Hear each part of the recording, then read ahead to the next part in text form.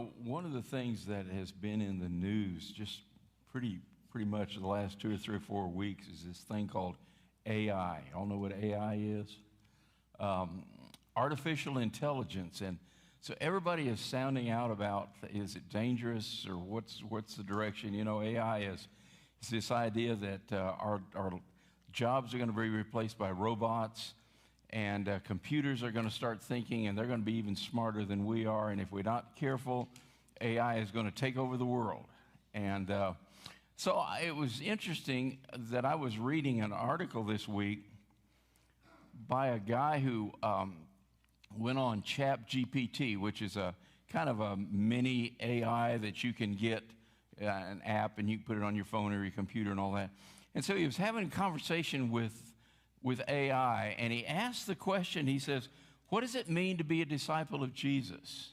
And I was curious because that's what we've been talking about. What does it mean to be a disciple? And here's what ChatGPT said, AI, okay? To be a disciple of Jesus means to be a follower of Jesus and try to emulate his teachings and way of life. In the New Testament, the term disciple refers to a follower of Jesus, followers of Jesus who were trained by him to spread his message and carry on his work. Disciples of Jesus are called to follow him, believe in his message, and strive to live their lives according to his teaching. This often involves a commitment to living a life of service, compassion, and love, as well as a willingness to share the message of Jesus with others. I thought, well, that's pretty good. That's a pretty good definition of what does it mean to be a disciple. But there's much more to it than that. And that's kind of what we've been studying over the last couple of weeks and then again today. And so what I've been trying to do is kind of help you to set the historical background, to understand the calling of Jesus to followers to be his disciples. And as we look at the gospel records, one of the things that we immediately note is that there are 3 stages or 3 phases to Jesus' calling of those disciples, of those followers to be disciples. And so stage 1 is that of come and see. Come and see. And that's found in primarily in John chapters 1 through 4. And it really was about a 4 or 5 month period. This is the time when they followed Jesus as opportunity presented itself. And they were coming to know Jesus, his character, his servanthood, his mission, what he was all about. Then you come to stage number 2, which was come and follow. And this was a period of about 10 or 11 months or so. It involved about 70 to 100 people who had followed Jesus consistently. And so through the teachings and the example of Jesus, they came to understand the priority of the absolutes of Scripture and the importance of community and the task of spreading the good news of Jesus Christ throughout the world, of building the kingdom of God. So as we look today, we're going to look at the 3rd phase in the call of Jesus to his followers to be a disciple. We're going to see what I want to do is, let me start by setting the stage to help you understand the transition from stage 1 to stage 2 to stage 3. Now, I realize that all of you, and I hope that I can say this, understand that Matthew, Mark, Luke, John, the Gospels, are not full-blown biographies of Jesus, but instead they're snapshots of his life and of his teachings. In fact, John said this in John 21, verse 25. Jesus also did many other things. If they were all written down, I suppose the whole world would not contain the books that would be written. So from the narrative, these snapshots, Matthew, Mark, Luke, and John, let's see if we can put together a timeline where we can see where that transition from stage 2, come and follow me, to stage 3 took place. So in Matthew 4, which is really a kind of the stage 2 era of Jesus' relationship with the disciples, we read the call of Peter and Andrew and of James and John. We also see the calling of Matthew. These men were part of this larger group that was following Jesus. And so let's pick up reading in Matthew chapter 4. beginning at verse 23. It says that Jesus was going through all Galilee, teaching in their synagogues and proclaiming the gospel of the kingdom, healing every kind of disease and every kind of sickness among the people. The news about him spread throughout all Syria, and they brought to him all who were ill, those suffering with various diseases and pains, demoniacs, epileptics, paralytics, and he healed them. Large crowds followed him from Galilee and the Decapolis and Jerusalem and Judea and from beyond the Jordan. So this is phase number 2. This would be taking place during those 10 or 11 months, and this is called the come and follow me era or phase in Jesus' ministry. And what Matthew is describing is this tour that Jesus took in his ministry. He's going throughout all the region. He's preaching, he's healing, and so forth. Now, when you get to Matthew's gospel, excuse me, one of the things you find out is that Matthew's gospel is divided into sections by 5 different groups of teaching. So there's some narration of what Jesus did, then there's a teaching section, some more narration, then a teaching. Happens 5 different times. So this that we just read is that first phase, and then follows a teaching section that we call the Sermon on the Mount. And then following the Sermon on the Mount, picking up again in Matthew chapter 9, beginning at verse 35, we see this tour of the region continuing. It says, Jesus was going through all the cities and villages, teaching in their synagogues, and proclaiming the gospel of the kingdom, and healing every kind of disease and every kind of sickness. Seeing the people, he felt compassion for them, because they were distressed and dispirited like sheep without a shepherd. Then he said to his disciples, the harvest is plentiful, but the workers are few. Therefore, beseech the Lord of the harvest to send out workers into his harvest. If you look at verse 36 there, you see that Jesus was disturbed at the lostness of the people. And let me give you just a short phrase of what he really saw when he looked at the crowds following him. And this is simply that they were a mess. They were a mess. In fact, I looked at 16 different translations of this verse, and listen to these words that were used to describe the people as Jesus saw them. Distressed, troubled, confused, bewildered, worried, weary, hurting, harassed, dejected, dispirited, helpless, worn out, aimless, scattered abroad, miserable, fainted. In fact, the Living Bible says their problems were so great and they didn't know what to do or where to go for help. Jesus saw these people in that condition, and it said he had compassion on them. So how are these people ever to be helped? How are they ever to be reached? Well, his answer was more workers, more people to labor in the harvest. And how does that occur? In prayer to the Father, the Lord of the harvest. And that is exactly what Jesus did. So when you go over to Luke chapter 6 and verse 12, this verse is taking place right after Jesus saw the crowds and saw their lostness. And it says this, Luke 6:12. It was at this time that he went off to the mountain to pray, and he spent the whole night in prayer to God. You know, since the solution was prayer, Jesus went off and he spent a very intense night in prayer. And I think for us, that needs to be the starting place for us. If we're going to reach our community, which, just like in Jesus' day, is filled with people who are dispirited, who are broken, who are troubled, who are in anguish, who are lost, they're helpless. The starting place is prayer, and we need to pray that God would thrust forth laborers into the harvest, and those laborers would include you and they would include me. That ought to be our starting place. Then look at verse 13 there in Luke chapter 6. He says, and when day came, and that's, he just spent this night in prayer. Verse 13, when day came, he called his disciples to him. That would be the 70, the 120,000, the 120 who had been following him.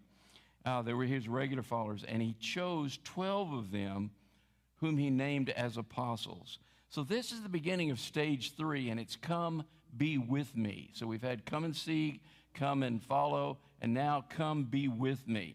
And here was to be an inner circle of 12 men who would receive additional 24-hour kind of training for that task of getting into the harvest and harvesting these lost masses. So Luke continues there in chapter 6 and verse 14, naming those disciples. Simon, whom he also called Peter, and Andrew his brother, and James and John, and Philip and Bartholomew, and Matthew and Thomas, James the son of Alphaeus, and Simon who was called the Zealot, Judas the son of James, and Judas Iscariot, who became a traitor. Thus begins what I'm calling the come and be with me phase. And this is going to be about 20 months of training of these disciples to really reach the world for Jesus Christ. Now, there's a pattern that you see in this. First of all, they were with Jesus and they watched him do ministry. And then there came a point when he gave them some special assignments to go out and proclaim the kingdom. And he was with them, giving them guidance, giving them encouragement, giving them support. But then there came a day when Jesus was gone, and they were there to carry out the ministry without his physical presence. Yes, he was with them in spirit, of course. But they would be ready because the training that they had received from Jesus was exactly what they needed. Now, again, let me just remind you that these men were not the best students of the day. They were just pretty much illiterate, unskilled, untutored fishermen and laborers, and even a revolutionary, Simon the Zealot. And from the world's standpoint, they're a very insignificant company of disciples. But they were chosen by Jesus, who had for them an amazing life and death mission. And what I want you to see is these 12 guys were a direct answer to Jesus' prayer during that night of praying for workers to be sent forth into the harvest. Here is God's answer, these 12 guys. And they were to work in the harvest, working unselfishly, working humbly in the fields that were white unto harvest. And so there was no mistake in their choosing, not even Judas Iscariot. That wasn't a mistake, okay? So what was their purpose? Why were they chosen? What were they to be doing? Look at Mark chapter 3 and verse 13 and following. It says, and he went up, meaning Jesus, went up on the mountain, and he summoned those whom he himself wanted, and they came to him. And he appointed 12 so that they would be with him, and he could send them out to preach and to have authority to cast out demons. There in verse 14, there's two purposes for these disciples. One is so that they would be with him, and that's relationship. They were to be with him in relationship. That was the important thing. He called these men to be with him as his companions, as well as students or disciples. Now, let me remind you again of the first century pattern of discipleship in Jerusalem. Remember, to become a disciple, you attach yourself to a teacher or to a rabbi, memorize the rabbi's words, you learn the rabbi's ways of ministry, you imitate the teacher's life and his character, and then that fifth thing, then you raise up your own disciples. Well, that is seen in that second part of that responsibility.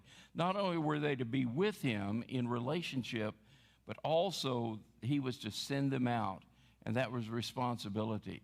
So those disciples they were in relationship, but they also had a responsibility. In fact, go back to Luke 6:13. It says, he called his disciples to him, and he chose 12 of them, whom he also named as apostles. That word apostle is crucial there because it means sent ones. It means one who is sent out. It means a person who has a special charge and special authority to go and act on behalf of the one doing the sending. You realize that Jesus spoke Aramaic. And the Aramaic form used here in this passage of Jesus talking really points to the fact that these guys were sent out with a definite charge and they were clothed with authority. And so therefore they could speak and they could act in the name and the authority of the one who sent them, Jesus Christ.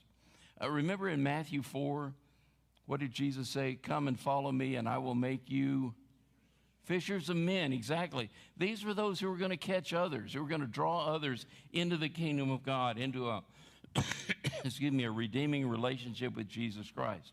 So this is stage number 3. Come be with me. There is, however, a very subtle shift that begins to take place in the relationship between Jesus and these disciples. Because as the disciples are with him 24/7, Jesus now slowly begins to speak, giving warnings concerning upcoming persecution. Matthew chapter 10, verse 16. Look, I am sending you out as sheep among wolves. So be shrewd as snakes and harmless as doves. But beware, for you will be handed over to the courts and will be flogged with whips in the synagogues. And then verse 22 there in Matthew 10. All nations will hate you because you are my followers, but everyone who endures to the end will be saved. Now here's a really daunting truth. The prospects for the future of these disciples includes persecution and even death because of their loyalty to Jesus Christ. Now, I think the disciples are kind of troubled by that, you know. Is this what we signed up for? I mean, think about it. Does following Jesus Christ entail this as well, persecution and even death? Notice Jesus' response to their unspoken questions in Matthew chapter 10 and verse 24 and 25. He said, students are not greater than their teacher, and slaves are not greater than their master. Students are to be like their teacher. Slaves are to be like their masters. And since I, the master of the household, have been called the prince of demons, the members of my household will be called by even worse names. See, Jesus told his disciples that his purpose was not to bring peace on the earth, but to bring a sword. And so the message of the kingship, the lordship of Jesus Christ is really one which always and will always lead to a very violent reaction by those who don't believe. I mean, why are Christians so hated in the world? Have you ever asked yourself that question? Because, folks, we are threats to unbelievers. I mean, the Christian faith calls people's actions and motives into question. They stand condemned for their sinful nature and for their sinful actions. And so your life as a Christian serves as an indictment. It's a warning of the coming days of judgment. And generally, folks, people don't like to be told they're wrong and that they're headed for judgment, right? And so thus Christianity is hated by those who are not Christians. And if we're going to represent Jesus Christ in this world, and that is a part of what it means to follow Jesus Christ, then we need to understand and we need to accept the fact that we will be treated in the very same way that Jesus was treated by this hostile world. In fact, Jesus, in speaking to his disciples, asked them, he says, if you're going to follow me and become like me, what makes you think the world is going to treat you any different than it treated me? Why do you think you're going to escape the upcoming persecution and, yes, even the possibility of death? If they persecuted me, Jesus said, they will persecute you. Then comes probably the gravest words yet in Matthew chapter 10, verse 37. If your love for father or mother, if you love your father or mother more than you love me, you are not worthy of being mine. Or if you love your son or daughter more than me, you are not worthy of being mine. If you refuse to take up your cross and follow me, you are not worthy of being mine. If you cling to your life, you will lose it. But if you give up your life for me, you will find it. So with these words, Jesus is now introducing a whole new concept of what it means to follow him. It's not just come and see. It's not just come and follow me. It's not just come be with me. But now the stakes have been raised. The calling of these men has changed radically. And we enter what I call a fourth stage, and that is come and die. Come and die. What does it mean to be a Christian, to be a disciple of Jesus Christ? What it really means is to move progressively from come and see to come and die. And what do I mean by come and die? Well, first, Jesus says he's demanding a loyalty that supersedes any other loyalty in our life. That our love for him, in contrast to our love for family, ought to look like a love-hate relationship, that we hate our family because we love him so much. But second, there is a willingness to follow, even if it leads to death, simply because of him, because of Jesus Christ. Over in Matthew chapter 16, beginning at verse 24, then Jesus said to his disciples, if anyone wishes to come after me, he must deny himself and take up his cross and follow me. Whoever wishes to save his life will lose it, but whoever loses his life for my sake will find it. For what will it profit a man if he gains the whole world and forfeits his soul? Or what will a man give in exchange for his soul? For the Son of Man is going to come in the glory of his Father with his angels, and will then repay every man according to his deeds. Now, the context here is that Jesus has been speaking to the disciples about his impending crucifixion. And I think that really was a word that brought dismay to the faces of Peter and the other disciples. I mean, the death of the Messiah would have some very serious implications for the disciples, right? And so Peter rebukes Jesus. You're not going to die.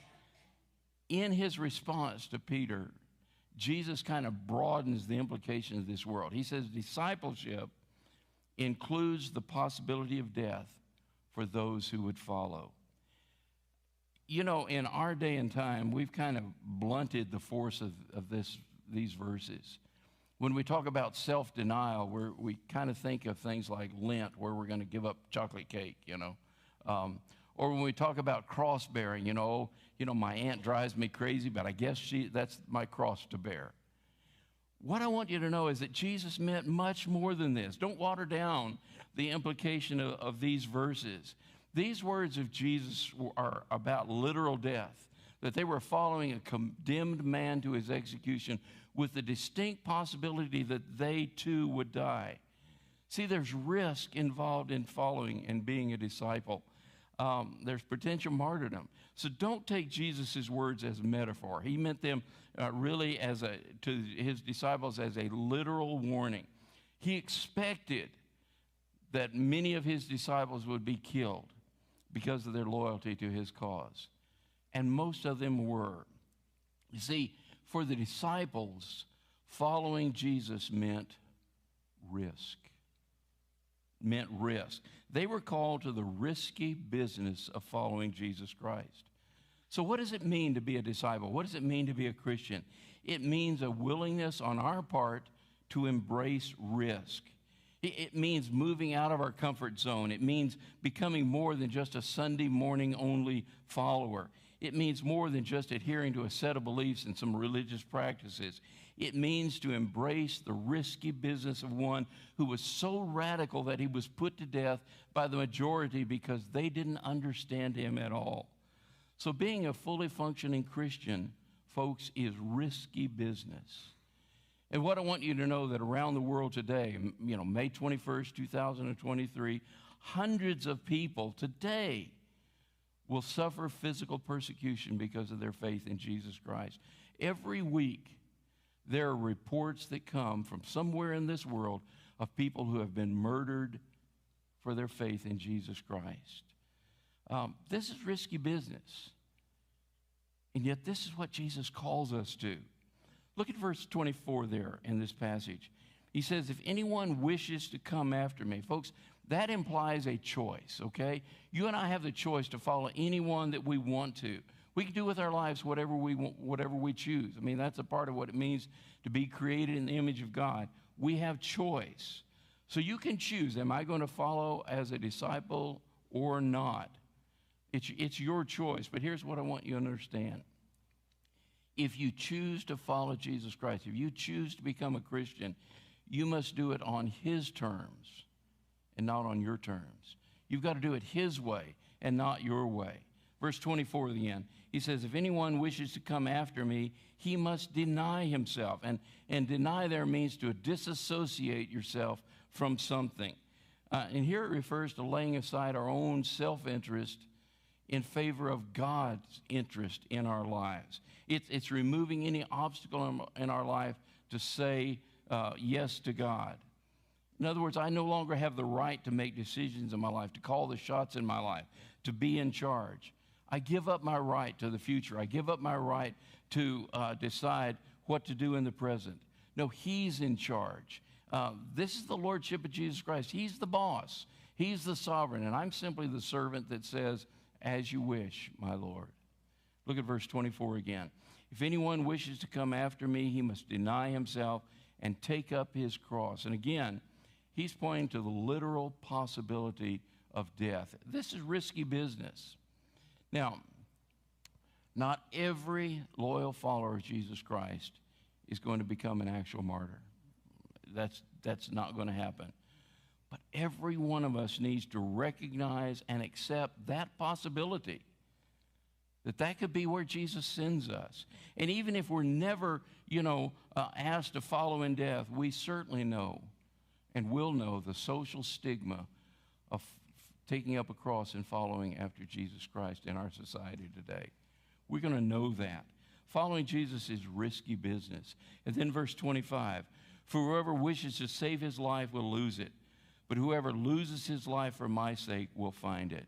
See what he's saying, if you play it safe, you're going to lose.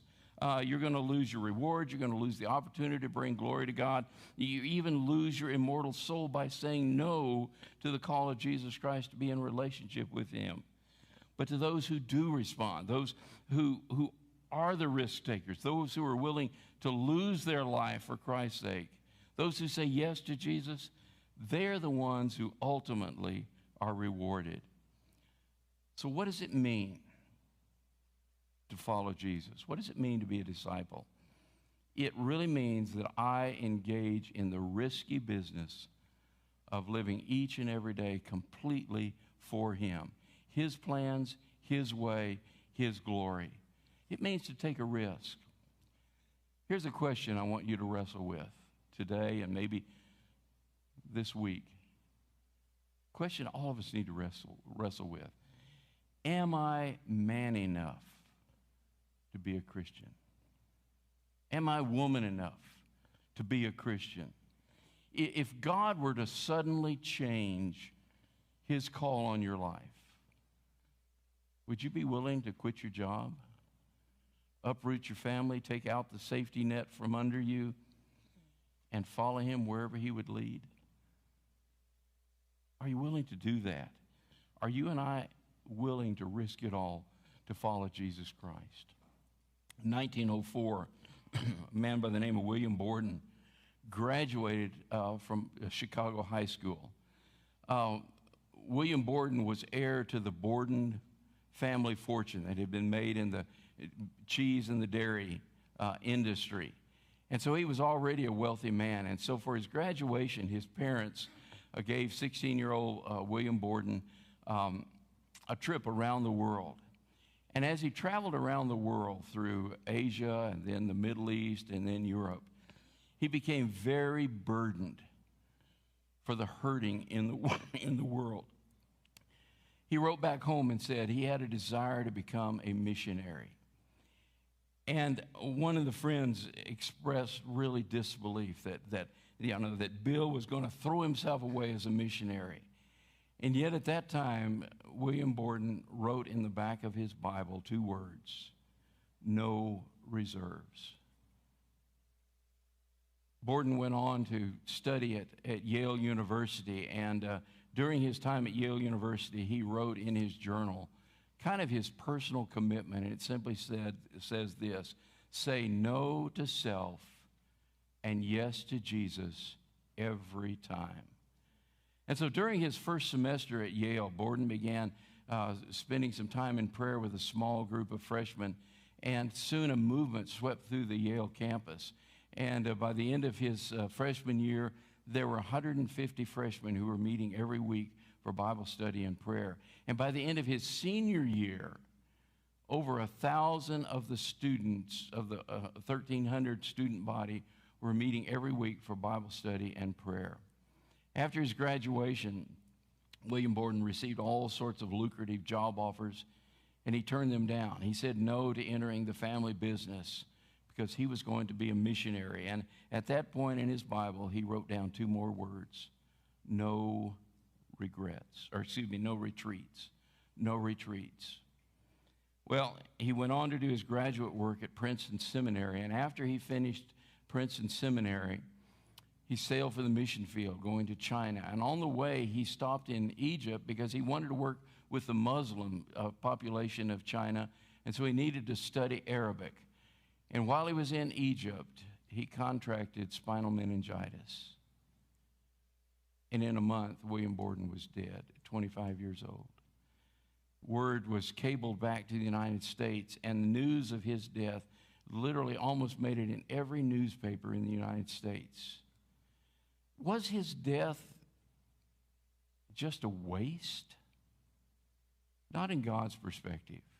You see, just before William Borden passed away, he wrote 2 more words in the back of his Bible under that thing that says no reserves and no retreats. He wrote the words, no regrets. That, my friends, is what it means to be a risky disciple. No holding back, no going back, no looking back. Will that be said about your life and my life? My prayer is that God make it so. That we'd be that kind of follower of Jesus Christ. Let's bow for prayer.